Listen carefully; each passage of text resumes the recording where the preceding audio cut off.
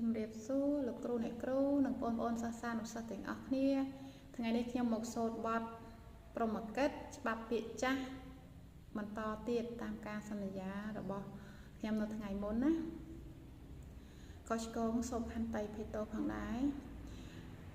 ដេជប់កំដេយោកាត់ក្តីតោឬចន្ទដល់ប្រានបើឆៃកុំតាមឃ្លានគិតប្រមាណគ្រប់គ្នាលើកដាំងតាមកម្លាំងកំផើខ្លាំងឈឺដល់ស្មាប្រើគេប្រើឲ្យត្រាកុំសាំសូនរ៉ាន់ចៅរើទួងគិតកុំរុងរាន់គិតឲ្យក្រាន់តើបដើរទៅ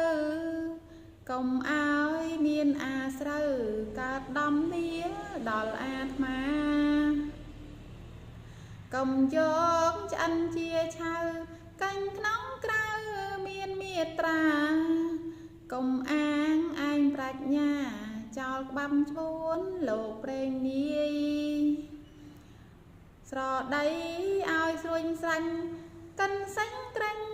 កុំកិនងាយរំពឹងឲ្យវែងឆ្ងាយយល់លងវែងសពនានាពីងប្រេងលោកស្រដីថាកំបីចិញ្ចឹមខ្លាពីងប្រេងលោកឧបមាគិតត្រង់ណាធ្វើឲ្យបានកាន់កពុំកាន់នៅខ្ជាប់ក្រែងក្រឡាំខំឯប្រានអងទូងកុំឲ្យល្អានទឹកថ្លាសោនកុំឲ្យល្អក់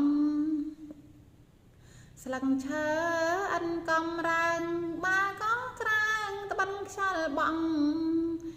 ទឹកថ្លាលកឹងបើល្អងត្បិនរលងខ្លាំងសោះសាយល់តើញកុំខិនខំគួសន្សំយកជាគ្នាបានច្រើនខំកុំខំពីសិនតិចពុំទៅនាងមានរាំងសាខ្សាត់ដោយសំពុនពន់ពីក្រៅនាងប្រាញ់រាំងសាខ្លៅដោយសំពៅនៅសំប៉ាននាងខ្ពស់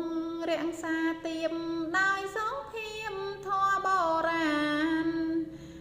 នាងឆ្អែនរាំងសាឃ្លៀននាអ្នកអារម្មណ៍រាំងសាឆ្មា